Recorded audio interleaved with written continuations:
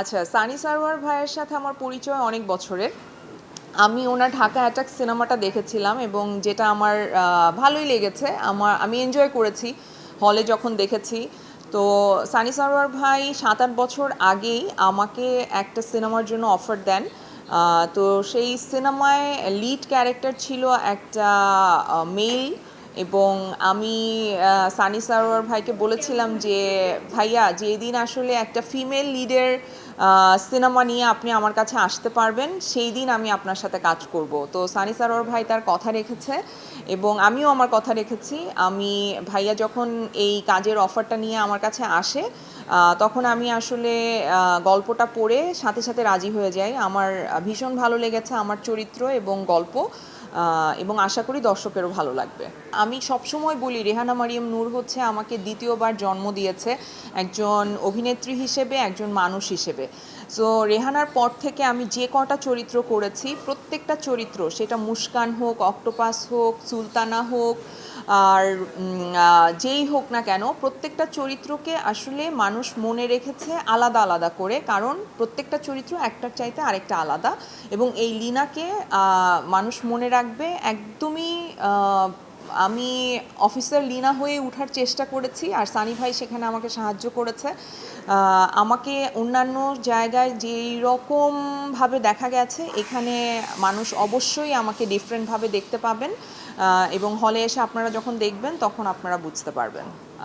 আমি তো আসলে আমার কাজ যেহেতু, আমি আশা করব অবশ্যই সেইগুলো যত ভালো হয়েছে তার চাইতে এইটা সাফল্যের দিক থেকে আরও এগিয়ে যাবে। কারণ মানুষ কিন্তু দিনে দিনে ইমপ্রুভ করে, তারা তার কাজের ব্যাপারে সে আরও বেশি দক্ষ হয়। সো যত দিন যাবে সে তত তার দক্ষতার প্রমাণ দিবে, এবং এই সিনেমাটা আমার কাছে মনে হয়েছে, আমি দেখেছি ডাবিংয়ের সময়, এবং আমি তো আমার চরিত্রটা করেছি, আমি বাকি অংশটুকুও দেখেছি। আমার কাছে মনে হয়েছে যে দর্শক যারা মার্ডার মিস্ট্রি পছন্দ করে, যারা আসলে সিনেমা হলে যেয়ে একটা এমন গল্প দেখতে চায় যেটার প্রতি মুহূর্তে আসলে সাসপেন্স আছে, থ্রিল আছে, তারা অবশ্যই এই কাজটা পছন্দ করবে। প্রথমত আমাকে ফাইটের ট্রেনিং নিতে হয়েছে, যেটা আমার জন্য একটু কঠিন ছিল, কারণ ওইটা তো একটু কষ্টের, যেহেতু একেবারে হাত পা ছুঁড়ে কাজ করতে হচ্ছে। সো এটার জন্য একটু কষ্ট হয়েছে প্রথমে কিছুদিন। আমরা প্রায় 2 মাস ট্রেনিং করেছি। তারপর আর্মস কিভাবে ধরতে হয়, কিভাবে হ্যান্ডেল করতে হয়, আর্মস হাতে নিয়ে মুভ করার সময় বডি ল্যাঙ্গুয়েজ কেমন হবে, এগুলো আসলে সব সানি ভাই দেখিয়ে দিয়েছে। বাট সেটা আয়ত্ত করতে ডেফিনেটলি একটু তো সময় লেগেছে। আমরা চেষ্টা করেছি, আমরা রিহার্সালও করেছি, অনেক দিন রিহার্সাল করেছি। আর আমার পুরো টিমটা খুব ভালো ছিল, পুলিশের পুরো টিমটা ভীষণ ভালো ছিল। মানে আমি আসলে গ্রেটফুল যে আমি এত ভালো একটা টিমের সাথে কাজ করেছি। ফারুক ভাই ছিলেন, হাসনাত রিপন ছিল, রৌনক রিপন ছিল, তানভীর ছিল।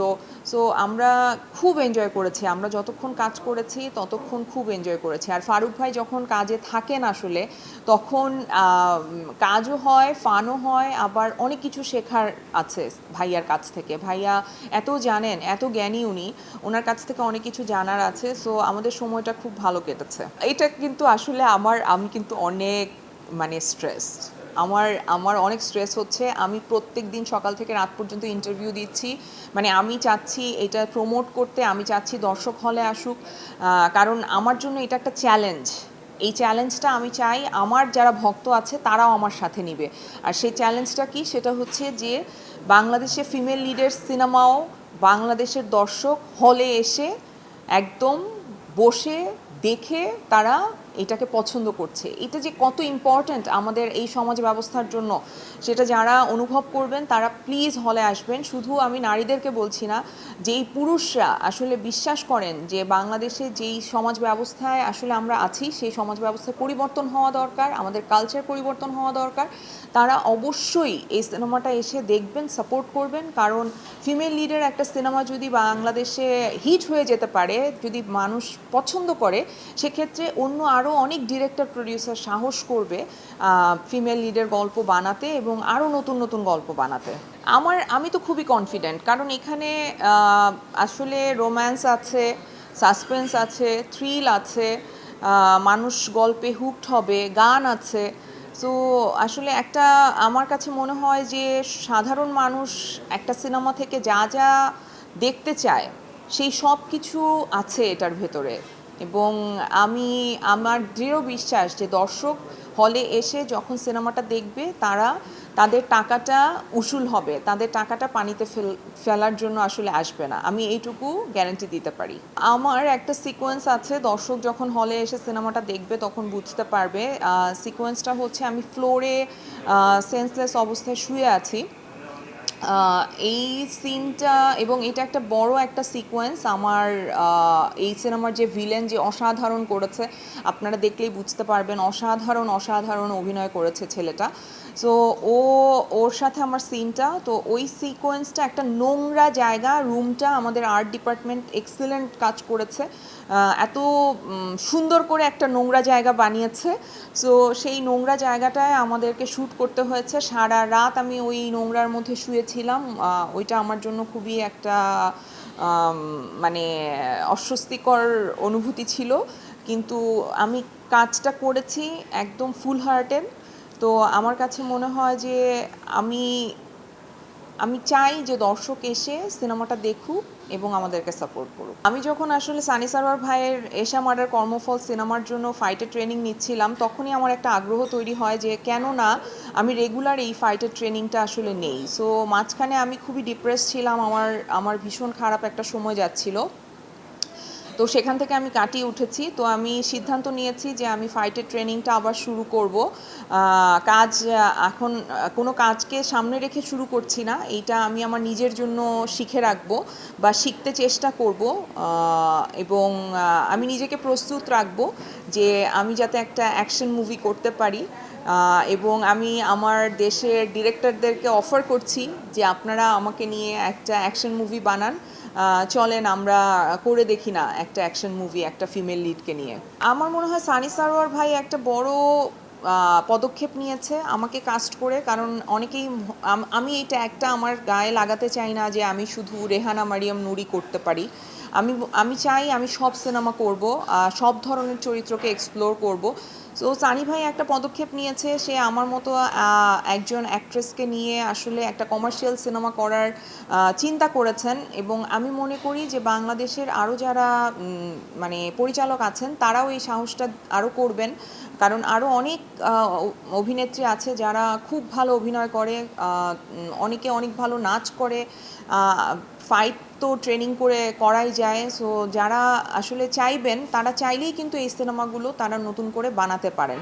এবং আমি আশা করব যে আমরা আসলে শুধু তো অভিনয় করা বা শুধু সিনেমা বানানো জাস্ট বানানোর জন্য বানানো না, তো এটার পেছনে আরও অনেক কিছু থাকে।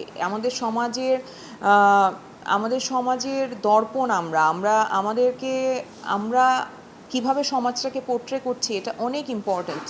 সো এই সময় আমার কাছে মনে হয় যে নারী প্রধান গল্পগুলোকে প্রাধান্য দেওয়াটা, যদিও আমি দেখেছি যে কমার্শিয়াল ফিল্মে না, কিন্তু আপনি যদি প্রিয় মালতীর কথা বলেন, তারপরে সাবার কথা বলেন, আরও আরও কিছু ছবি যেটা ফিমেল লিডের এবং খুব ভালো করেছে, খুব ভালো করছে। সো আমার খুব ভালো লেগেছে যে তারা আসলে সাহস করছে এইরকম সিনেমা করার জন্য। আমি প্রিয় মালতী দেখেছি, আমার অসম্ভব ভালো লেগেছে। আমি কাজের ডিটেইলিংয়ে আমি মুগ্ধ, মেহজাবিনের অভিনয়ে আমি মুগ্ধ। আর সাবা এখনও দেখা হয়নি, দেখবো, মেহজাবিনী করেছে। আমার এখন মনে পড়ছে না, কিন্তু আমি আরও কিছু ফিমেল লিডের কাজ আমি দেখেছি রিসেন্ট। কিন্তু কমার্শিয়াল ফিল্মও আমার কাছে মনে হয় যে ফিমেল লিডকে নিয়ে করা যেতে পারে, এই রিস্কটা নিয়ে দেখতে পারেন আপনারা। আমি আসলে অনেক বছর রেহানা যখন থেকে করেছি, তার আগে থেকে যখন থেকে স্টার্ট করেছি রেহানার জার্নি, তখন থেকেই আসলে আমি নাটকের কাজটা অফ করেছিলাম। তো এখন আপাতত আমি ফিল্মে ফোকাস করছি। আমার সামনে একটা সিনেমা রিলিজ হবে মাস্টার, আরও দুটোর কথা চলছে। তো আমার ফিল্মকে আমি ফোকাস করতে চাই, আমি যেহেতু অনেকগুলো কাজ একসাথে করতে পারি না।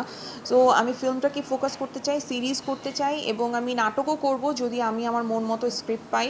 আমি ওই দিন একজন আমার বড় ভাই ফারুক আহমেদ, আমি তাকে বলেছি, তার একটা গল্প আমার অসম্ভব পছন্দ হয়েছে।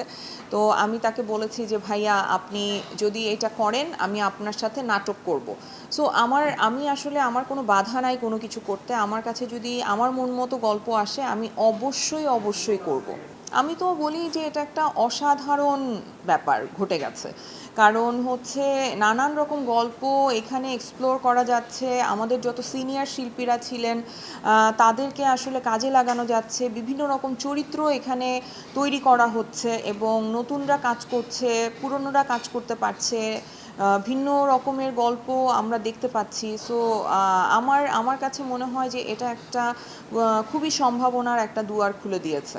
না, জনপ্রিয়তার কারণে না। মেবি আমি হয় না যে মানুষ সবসময় যে কোনো মানুষকে একটা ছকে ফেলতে চায় যে আমি হয়তো এই মেয়েটা হবে এই রকম, ও ওর মতো হবে, বা ও এই এই মানুষটার মতো হবে, বা মানে ও এইটাই করবে, এর বাইরে কিছু করতে পারবে না। তো যেহেতু আমি ছোটবেলা থেকে আসলে সোসাইটিকে কোয়েশ্চেন করতে করতে আজকের এই জায়গায় এসেছি, সো আমার কোয়েশ্চেন করার যে ব্যাপারটা সেইটা হয়তো অনেকের কাছে মানে ভালো লাগে না। এইটা একটা কারণ আমার কাছে মনে হয় যে যেই জন্য মানুষ কনফিউজড হয়ে যায় যে আমাকে আসলে কি বলবে।